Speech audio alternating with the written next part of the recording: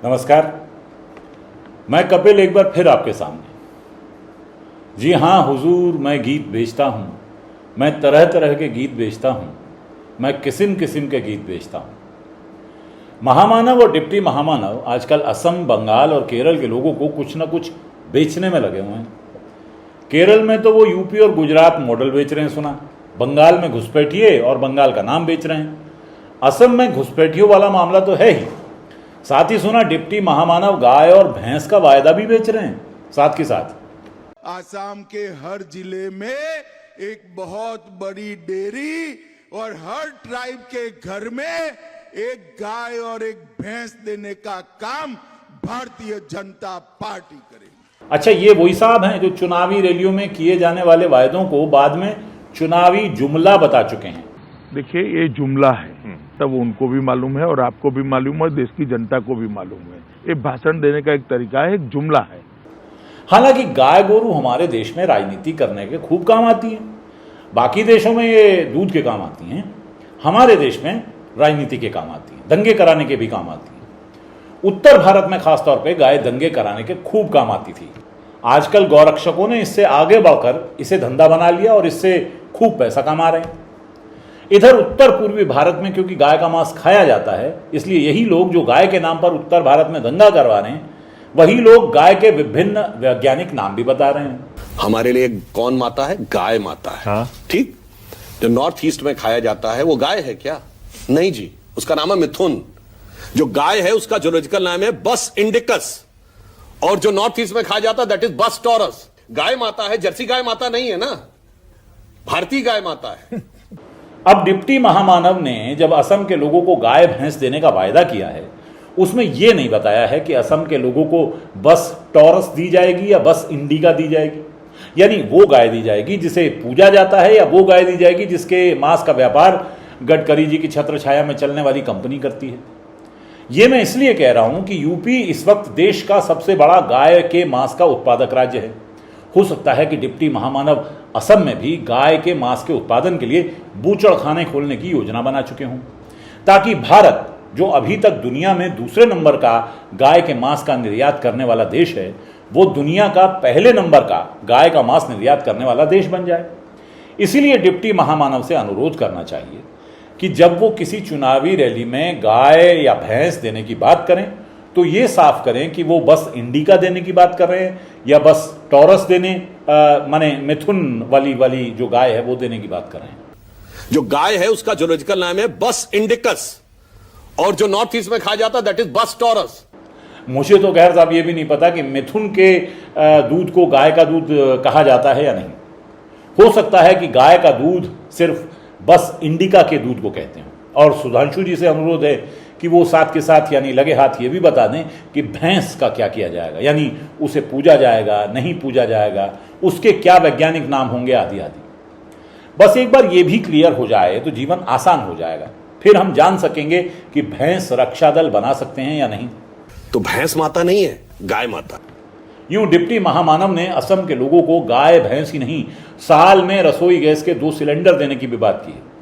जब बिहु और पूजार সময়ত এটা গেছৰ সিলিন্ডাৰ ফ্ৰী কৰি ৰাইজক দিয়ে। বিহুৰ সময়ত এটা, দুৰ্গা পূজাৰ সময়ত এটা। ध्यान रखने वाली बात यह है कि यह वायदा उस वक्त किया गया है जब सारे देश के गरीब गुरबे गैस की कमी का रोना रो रहे हैं, लाइनों में लगे हुए हैं, अपने काम की जगह छोड़ के वापस अपने देश जा रहे हैं और सरकार से शिकायतें कर रहे हैं। सरकार को देखना चाहिए, गरीब आदमी मर रहा है, सिलेंडर के लिए ऊपर 400 कमाएगा, 500 लगा देगा सिलेंडर में 1 लीटर में। अब पब्लिक क्या खाएगा, क्या बचाएगा? 10,000 के सैलरी में कितना बचत होगा? बीवी बच्चे रहते हैं, 3,000 का सैलरी, 3,000 का महीना किराया देना पड़ता है, तो बचेगा क्या? 300 रुपये किलो कौन लेगा? ये मैं 500 की मजदूरी करता हूँ, 300 किलो गैस देता है, 2 दिन चलेगा, क्या खाएंगे, कैसे जिएंगे, ये तो मुझे ये पता नहीं है। यहाँ पर गैस का 400 रुपये किलो हम लोग खरीद के खाते हैं। सब्जी का महंगाई और है, चावल का महंगाई और है, हम लोग यहाँ पर क्या कर सकते हैं? ये नालायक देशद्रोही सरकार की बात मान ही नहीं रहे हैं कि देश में गैस की कोई कमी नहीं है। अरे गैस की कमी नहीं है महाराज, आप तो यूं ही सरकार को बदनाम करते हैं। झूठ है, अफवाह है। भ्रामक सोच, ये गलत सोच है, ये गलत बात है। सब जगह एलपीजी है। देश की जनता को कृपया आप लोग भ्रमित ना करें। मैं एक बार पुनः मीडिया के थ्रू देश के लोगों को बताना चाहता हूं, मेरे भाई बहन, चाहे दिल्ली के भाई बहन हो, उत्तर प्रदेश, बिहार, झारखंड, महाराष्ट्र या पूरे देश में कहीं के, आप बिल्कुल धैर्य रखिए। गैस, डीजल, पेट्रोल, ईंधन सब कुछ की पर्याप्त भंडार भारत के पास है। सरकार और सरकार के मंत्रियों के इन्हीं बयानों की वजह से मुझे लगता है कि सरकार असम के लोगों को साल में 2 सिलेंडर दे ही सकती है, क्योंकि कोई कमी है नहीं। लेकिन मुझे लगता है कि सिलेंडर से ज़्यादा असम के लोग डिप्टी महामानव को गाय भैंस के वायदे पर वोट दे सकते हैं।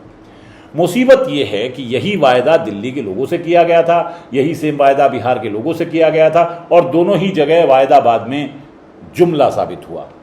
देखिए, ये जुमला है, ये भाषण देने का एक तरीका है, एक जुमला है। तो असम के लोगों के मन में ये सवाल उठ सकता है कि भाई कहीं ऐसा ना हो कि गाय भैंस के वादे के बाद डिप्टी महामानव जो है चुनाव के बाद कॉन्फ्रेंस करके ये कह दें कि आप क्रोनोलॉजी समझ लीजिए। क्रोनोलॉजी ये है कि चुनाव से पहले रैली होती है जिसमें भाषण होता है। चुनावी भाषण में कुछ भी बोला जा सकता है। जो चोर लुटेरों के पैसे विदेशी बैंकों में जमा है ना, इतने भी हम रुपये ले आए ना, तो भी हिंदुस्तान के एक एक गरीब आदमी को मुफ्त में 15-20 लाख रुपए भी मिल जाए। चुनाव से पहले चाय के बागान में जाकर नाचा जा सकता है, चाय बागान से अपना रिश्ता बताया जा सकता है। आपको मालूम है मैं भी चाय वाला हूँ। अब महामानव का तो मान लीजिए एस्टैब्लिश्ड है कि उन्होंने चाय बेची है। यहां ध्यान रखिएगा, मैंने एस्टैब्लिश्ड कहा है, प्रूवन नहीं कहा है। लेकिन डिप्टी महामानव के पास ऐसा कुछ करने के लिए है ही नहीं, इसलिए वो गाय भैंस देने की बात कर रहे हैं। अब असम की भलाई इसी में है कि वो गाय भैंस के लिए जगह बनाए। मैं तो भाई दिल्ली में रहता हूं, यहां पिछली सरकार ने एक योजना बनाई थी, ये गुलाबी टिकट वाली। कोई भी महिला किसी भी बस में गुलाबी टिकट लेकर मुफ्त में यात्रा कर सकती थी। भाजपा सरकार ने दिल्ली की कमान संभाली और आते ही इस योजना को इतना सुगम बना दिया कि अब पहले तो एक पास बनवाने के लिए लाइन लगाती हैं, फिर यात्रा का पूरा हिसाब किताब इतना पेचीदा कर दिया है कि महिलाएं बस में चढ़ने से पहले सोचती हैं कि मुसीबत मोल लें या न लें। 2 दिन से कल भी आए, कल भी सारा दिन लगे रहे, नहीं नंबर आया, आज नंबर आया। हम 8 बजे से खड़े हैं, लड़की मैं छोटी लेके खड़ी, मेरी इतनी हालत खराब हो रही है इस टाइम पे, पास दे ही नहीं रहे टोकन, 8 लोगों को एक और ख्याल मेरे मन में आता है दोस्तों, ये जो डिप्टी महामानव घोषणा कर आए हैं कि गाय भैंस देंगे, वो इतनी गाय भैंस लाएंगे कहां से? तो या तो उनके पास पहले से गाय भैंस हैं, अगर हैं तो वो कहां हैं, और अगर नहीं हैं तो इतनी गाय भैंस का इंतजाम कहां से होगा भाई?